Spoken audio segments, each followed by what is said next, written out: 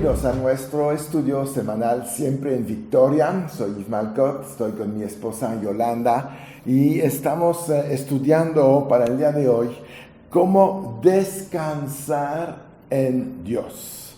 Cómo tener una vida de paz y de gozo sin esperar que sea Navidad o Año Nuevo, ¿verdad? Que podemos estar siempre disfrutando de la vida sin estrés, sin preocupación, sabiendo que Dios tiene cosas preparadas para cada uno de nosotros para que vivamos descansando en Él. Eso no quiere decir que estamos en una hamaca, ¿verdad? Que estamos ahí sin hacer nada. De vacaciones. De vacaciones. No, Dios no nos ha mandado aquí para estar de vacaciones 120 años. Nos ha mandado aquí para hacer cosas, pero hacer las cosas en sus fuerzas y no en nuestras fuerzas. Y eso nos ayuda a poder descansar en Él, en su poder, en su autoridad, en su manera de hacer las cosas, que nos facilita muchísimo la vida. Y quiero empezar con un versículo que está en Hebreos 8:1. Que dice: ahora bien, el punto principal de lo que venimos diciendo es que tenemos tal sumo sacerdote, hablando de Jesús, el cual se sentó a la diestra del trono de la majestad en los cielos. ¿Qué vemos ahí? Jesús terminó la obra. Ya no hay nada más que hacer para nosotros, para la humanidad, y Él se fue a sentar a la diestra de Dios, el Padre, ahí en el trono, ahí a la diestra de Dios. Entonces nos indica algo muy importante. Si Jesús dice: yo ya terminé, la obra es completa, únete conmigo, siéntate a mi lado, porque Efesios nos dice que estamos sentados a la diestra del Padre juntamente con Cristo, ¿no? Y vamos a ver por qué nos dice sentado. No estamos echados en un sillón, pero estamos sentados en los lugares celestiales, en el lugar de alta autoridad. Y si vamos a otra cita, quiero que vayamos a Primera de Juan, ahí, versículo 4. Primera de Juan 4, y vamos al versículo 17. Juan 4, 17, donde dice: en esto se ha perfeccionado el amor en nosotros, para que tengamos confianza en el día del juicio, pues como Él es, así somos nosotros en este mundo. Entonces, ¿qué nos quiere decir ahí? Que también nosotros estamos sentados en el trono de Dios, a la diestra de Dios, vamos a decir. Y esta imagen es una imagen de descanso. La obra está terminada y a partir de este momento nosotros vamos a ocuparnos de mantener esta victoria que Jesús obtuvo por nosotros en todas las áreas de nuestra vida. Tenemos que establecer lo que Él ya hizo, esa es la cosa. Exactamente. O sea, no la tenemos que hacer nosotros. No. Yo creo que hay que recordar que cada uno ha tenido una función. Así es, ¿no? así El Padre tuvo su función en el Antiguo Testamento, Jesús tuvo su función cuando vino a la tierra, y el Espíritu Santo está teniendo su función ahora en el cuerpo de Cristo. Exacto. Entonces, cada uno empezó y terminó específicamente la obra o la tarea que tenía que hacer dentro del plan divino de Dios hasta el día, digamos, antes de la nueva tierra y la nueva Jerusalén. Vamos a hablar en ese periodo de tiempo, ¿no? Uh-huh. Eso no quiere decir que ahorita ya no están haciendo nada, pero eso quiere decir que la parte que a ellos les tocaba establecer, ya la establecieron. Y si nosotros estamos ahorita viviendo en la era de la iglesia, Sí, ahora nos toca a nosotros esa parte que Jesús nos delegó y bueno, y nos entregó el Espíritu Santo para poderla hacer. exacto. Pero exacto. el sentido es, ahora les toca a ustedes mantenerse firmes en lo que yo ya logré. Es un poco lo que Jesús estaría hablando, ¿no? Ujú. Yo ya hice legalmente, con la autoridad que tengo, con el poder que tengo, todo ya está establecido. Ahora ustedes lo único que tienen que hacer es mantenerse en eso que ya se les regaló, que ya se les dio. Eso Y es. esa es la tarea de la iglesia, Sí, es seguir estableciendo el reino de Jesús aquí en la tierra, así es. que Él ya vino, ya lo estableció y nosotros lo vamos a seguir, por decirlo así, creciendo. Así es. Llegar a lugares donde Jesús no fue cuando estuvo en la tierra. Ajá. Y para eso nos dio toda la autoridad de hacerlo. Así es la misma orden que Dios dio a Adán. Haz crecer el Edén. Ahorita el Edén se llama el reino de los cielos en la tierra. Así es. Ujú. Pero Y- no quiere decir que tenemos que ir a la cruz, pagar por nuestros pecados, vencer al diablo, No. obtener el terreno. Todo eso ya fue hecho. dado. Y yo creo que es bien importante recordar y entender esto porque muchas personas piensan que ellos mismos son los que van a hacer la obra de redención o de perdón. Y cuántas religiones nos enseñan que Sí. tenemos que hacer obras para obtener la salvación, y eso no es lo que dice la palabra de Dios. La palabra de Dios dice que Jesús ya vino a hacer la obra redentora y nosotros tenemos que establecerla en nuestras vidas. Así es, así es. Y esto lo que dijo ahí Juan en su capítulo 19, versículo 30, cuando Jesús hubo tomado el vinagre, dijo, consumado es. Entonces, no hay ninguna obra realmente importante en la cuestión de reconciliar el hombre con Dios, recuperar la autoridad, recuperar el poder que Adán tenía y que perdió, que se entregó a Satanás. Jesús dijo, ya lo hice, todo está consumado es. Quiere decir, ¿sabes? Consumado es algo que se ponía en la época de Jesús, por eso dijo esto. Porque es lo que se ponía al final de un contrato de compra-venta. Cuando ya el pago estaba hecho, la mercancía entregada se ponía en el contrato, consumado es. Y es lo mismo para nosotros. Se compró nuestras vidas, ¿verdad? Se pagó por nuestro pecado. Y por eso Jesús dijo, ya podemos poner al final del contrato, todo está hecho, ya no hay nada más. Este negocio se cierra ya. Y ya se acabó. No hay nada más que hacer. Entonces es tan importante entender esto. Ahora, Jesús está sentado en los lugares celestiales. Hasta en el Salmo 110, en el versículo 1 y 2, dice, Jehová dijo a mi Señor, siéntate a mi diestra hasta que ponga a tus enemigos por estrado de tus pies. Jehová enviará desde Sión la vara de tu poder, domina en medio de tus enemigos. ¿No? Me encanta porque la obra no solamente fue completa en cuestión del pecado, pero fue completa en cuestión del enemigo.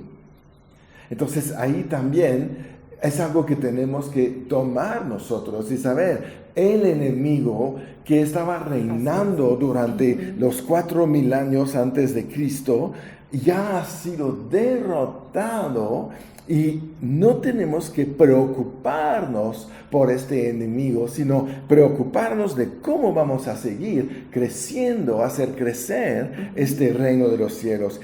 Pablo dice en Efesios 1, 22 y 23, y sometió todas las cosas bajo sus pies y le dio por cabeza sobre todas las cosas a la iglesia, la cual es su cuerpo, la plenitud de aquel que todo lo llena en todo. Entonces, ¿Qué nos dice ahí? Todo está debajo de tus pies. A su iglesia. Su iglesia. ¿Y quién es su iglesia? ¿Quién es su iglesia? ¿Quién es el cuerpo de Cristo? No todos son el cuerpo de Cristo. El cuerpo de Cristo son aquellos únicos que han decidido por libre albedrío, por decisión propia y convicción en su corazón, que han hecho a Jesús su Señor y su Salvador. Eso es, porque muchas religiones hemos sabido que dicen, sí, yo acepto a Jesús como mi Señor y Salvador, y yo hago la oración, Señor Jesús, yo te acepto en mi corazón, yo declaro con mi boca que tú eres mi Señor. Pero siguen adorando a todos sus dioses, como puede ser en la India, como puede ser en otras religiones muy exageradas. Aquí se trata de un verdadero compromiso, y por eso la palabra de Dios habla tanto, hace una comparación de la intimidad de haber recibido a Cristo Jesús con el matrimonio. Así es. Porque es una relación personal, íntima, entre dos personas. Tal vez hay muchas religiones que permiten, bueno, pues que a lo mejor se tengan varias mujeres, esposas, ¿no? Sí. Pero eso no es lo que dice la Biblia. En el Nuevo Testamento está clarísimo, y te serás hombre o varón de una sola mujer, ¿verdad? Siempre está hablando de una relación de un hombre con una mujer, en el matrimonio.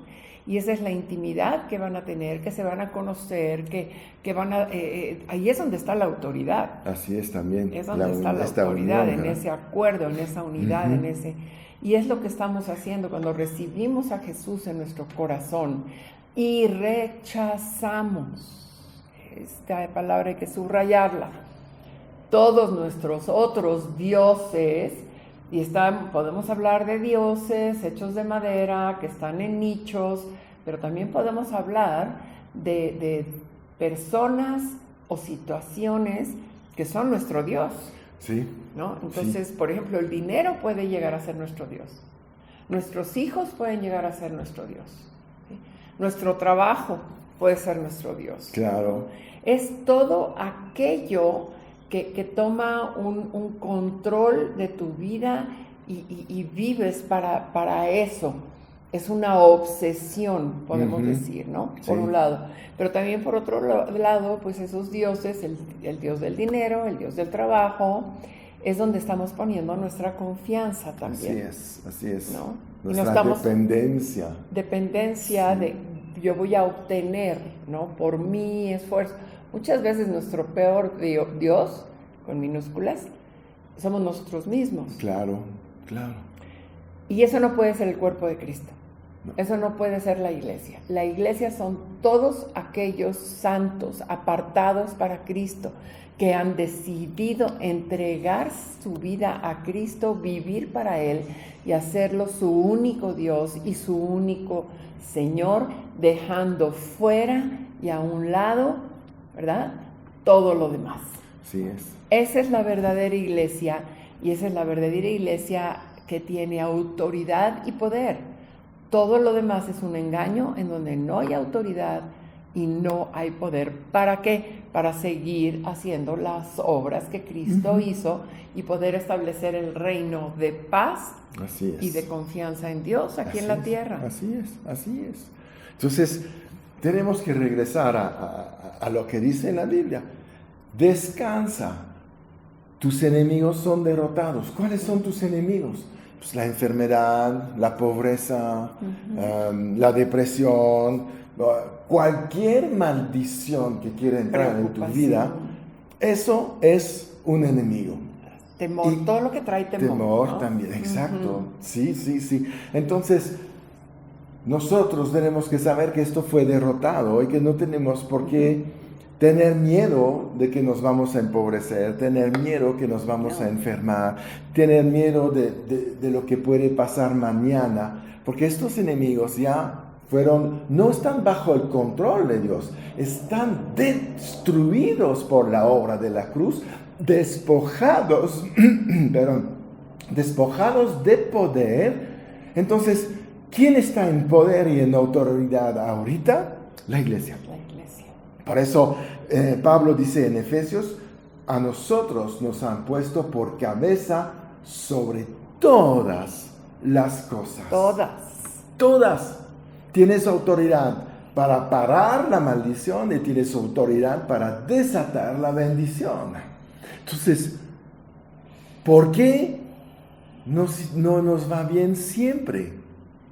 Pues la respuesta está un poco en el concepto del descanso de Dios. Bueno, ¿qué es para Dios vivir en el descanso? Y si vamos al Antiguo Testamento, vemos la historia de los israelitas. No entraron en la tierra prometida porque dudaron de la palabra de Dios. Dudaron que eso iba a suceder. Llegaron los 12 espías y contaron lo que vieron ahí y empezaron a dudar que no vamos a poder entrar, son grandes, fuertes, nos ven como langostas. Y llegaron 10 con un mal reporte y 2 con un buen reporte. Y Dios en este momento intervino diciendo algo tremendo. Dijo en Hebreos 3:11, por tanto juré en mi ira, no entrarán en mi reposo. En otras palabras, no entrarán a la tierra prometida. Es que una persona que sigue viviendo con un concepto de la ley, con un concepto de religiosidad, con un concepto del pasado, jamás va a poder vivir en un ambiente de libertad, porque eso era el tipo y sombra de la tierra prometida. Sí. Era un tipo y sombra de lo que iba a venir a ser Jesús con el nuevo nacimiento y toda la autoridad que se le dio a la iglesia. Entonces, la verdadera iglesia, como lo hemos mencionado, es esa iglesia, esas personas que viven de una manera libre en su mentalidad, son libres para poder establecer lo nuevo, la promesa de Jesús, la vida, la salvación. Así es. No podemos tener gente que no crea que ya tiene toda la salvación y toda la autoridad y poder para establecerlo. Claro. Porque sería una contaminación para las personas que sí lo creen. Claro. Entonces yo creo que aquí cuando Dios dice, y ustedes no van a entrar, no es que no quiere que entren, pero va a decir, se van a quedar en su vieja manera de vivir. Y qué tremendo es esto, porque vemos muchas personas que han recibido a Cristo en su corazón, pero no han cambiado sus vidas. Así es. Es un poquito lo que se ve en el desierto, es tipo y sombra de mucha gente de la iglesia que sí cruzaron el Mar Rojo, quiere decir que dejaron Egipto atrás, dejaron el reino de las tinieblas atrás, entraron en su camino, ya se salvaron del infierno, vamos a decir. Faraón es un tipo de Satanás, Egipto es un tipo del infierno. Cruzan esto, se salvan, entran en el proceso de salvación hacia la vida de descanso, la vida donde la salvación es manifiesta a través de bendición y de cancelación de maldición. Y fue una prueba, porque cuando el mar se abre, es también un tipo de cuando se rompe el velo, ¿no? Cuando la obra de Jesús se rompe el velo y tienen acceso al lugar santísimo. Aquí se rompe, se abre el Mar Rojo, dejan toda su esclavitud atrás, entran, ¿verdad? En esa promesa, en esa oportunidad, en esa prueba que Dios les va a poner, ¿verdad? En el desierto, pero que no todos la pasaron. Sí, no. Y es parísimo esto de pasan el Mar Rojo, se abre el velo y después construyen el arca, y en el arca está la presencia de Dios que los acompaña a donde vayan siempre. Ese es lo que vivimos nosotros también. Jesús nos acompaña todos los días, lo dijo en Mateo 28, hasta el fin del mundo, dijo. Entonces, esta presencia va, pero hay el momento donde no recibimos todas las promesas de la salvación, empezamos a dudar, pensamos que tal vez eso es para cuando nos morimos y la gente no va a cruzar su Jordán. Quiere decir, no solamente tener la salvación, pero tener la herencia del reino de los cielos. La mentalidad del reino, la mentalidad de victoria, de libertad y de no estar viviendo con estas ataduras. ¿Y qué es lo que nos pasa muchas veces? Que esos dioses con D minúscula que hablamos hace un momento son los que están rigiendo nuestra vida y son las circunstancias que vemos con nuestros ojos naturales y nos estamos olvidando de ver lo que no se ve con los ojos naturales, sino con los ojos espirituales, y es ahí en donde está la victoria.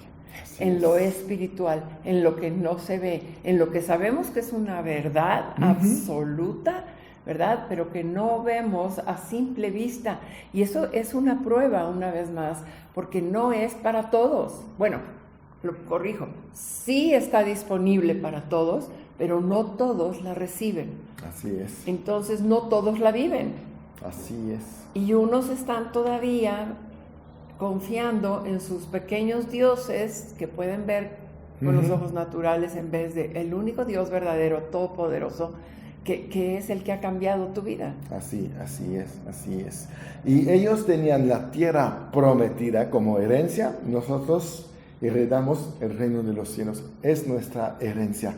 Entonces, al momento que heredemos un reino, somos reyes. Amén. Y un rey puede descansar, porque el rey reina en autoridad sobre todas las cosas, y cualquier cosa que viene en contra de él levanta un decreto, una ley, y estas cosas que vienen en contra de él se tienen que alinear y ser eliminadas.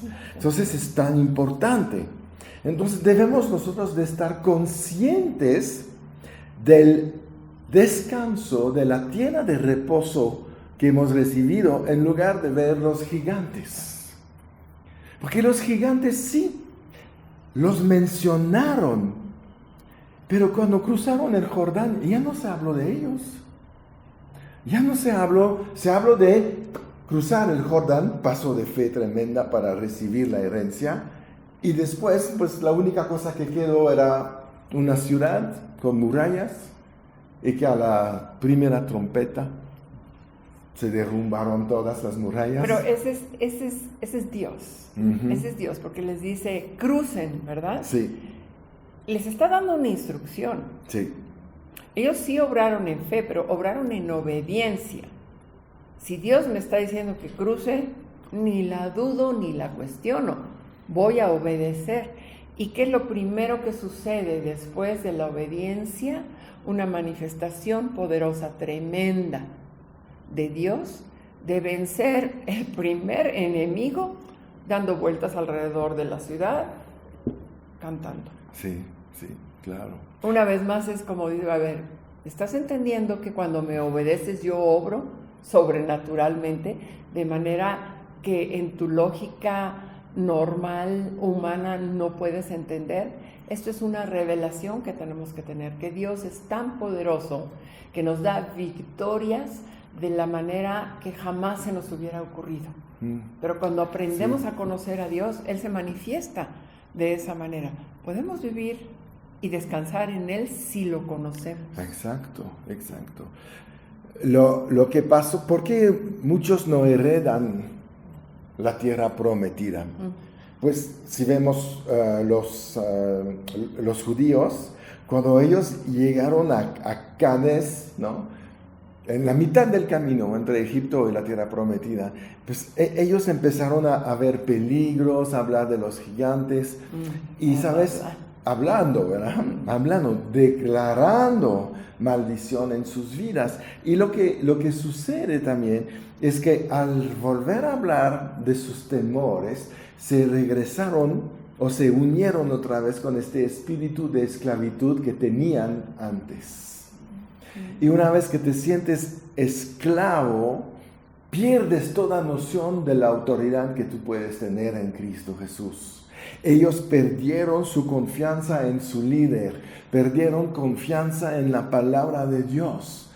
Hasta unos tiempos antes, pero ¿por qué no regresamos mejor a Egipto? Sí, qué tremendo es. Es tan tremendo decidir renunciar a un plan de salvación para regresar a la comodidad de la perdición. Es tremendo. La comodidad de la maldición. Es una cosa que existe y que tenemos que cuidarnos de esto. Es un espíritu que se mete realmente en la iglesia.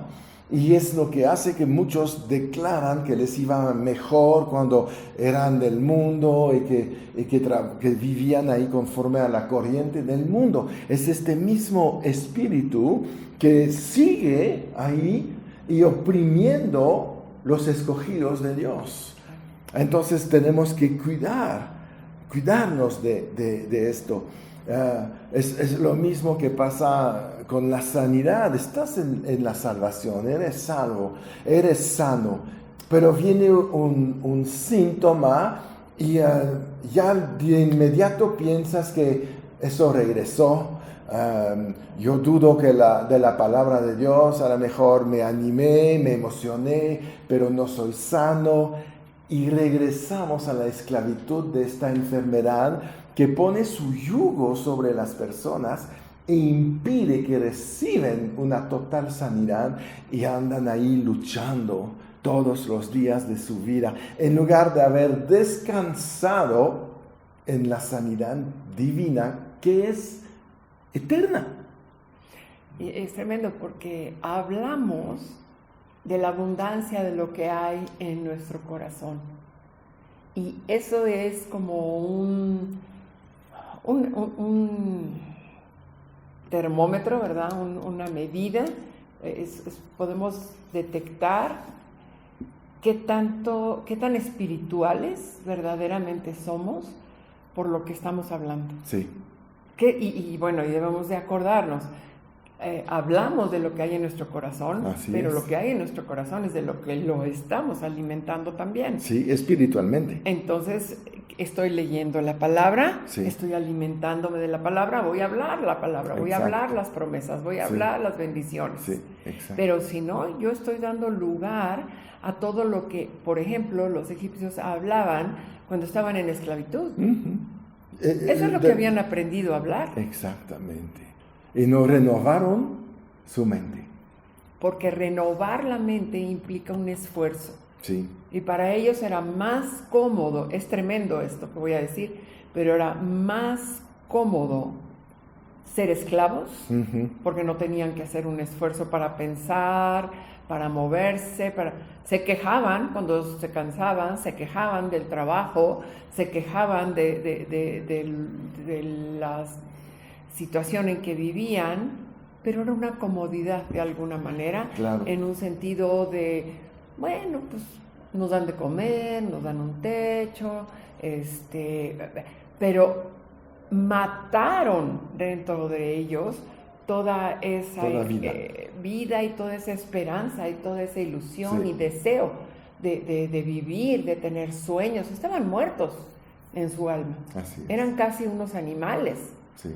¿Verdad? Un animal está muy cómodo si le das de comer y de dormir y de beber agua. Ajá. Pero pues es una vida que no tiene un fruto hermoso, ¿verdad? Especialmente el pueblo. Estamos hablando del pueblo elegido, sí, de Dios. Sí, bueno, pues vamos a parar así aquí para esta primera parte de descansar en Dios, ¿verdad? Vamos a aprender muchas cosas, como cambiar muchos hábitos que tenemos y maneras de pensar. Entonces, pues nos despedimos de ustedes para el día de hoy. Vamos a seguir la próxima semana con esto. Y la próxima semana vamos a ver que cuando nosotros descansamos, Dios trabaja. Eso es la segunda parte de este estudio. Y recuerda, danos like, así mucha gente va a poder ver este video, esta enseñanza, y compártelo también con todos tus seres queridos. Hay mucha gente allá afuera que necesita escuchar la verdad de la palabra de Dios para fortalecerse espiritualmente. Así es, y recuerdan, siempre en victoria.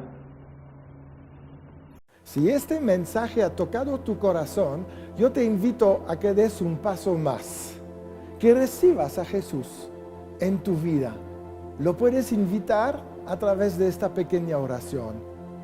Si quieres, repite conmigo: Padre Celestial, yo te doy gracias en este momento. Yo creo que Jesús murió por mí, que Él pagó por mis pecados y que tú lo resucitaste después de 3 días. Ahora yo recibo a Jesús en mi corazón. Él es mi Señor, Él es mi Salvador, y a partir de este día yo soy un hijo de Dios. En el nombre de Jesús. Amén. Si has hecho esta oración creyendo en tu corazón, tienes acceso a la vida eterna con Dios. Yo te felicito y te aconsejo que te busques una iglesia y que sigues creciendo espiritualmente. Que seas bendecido.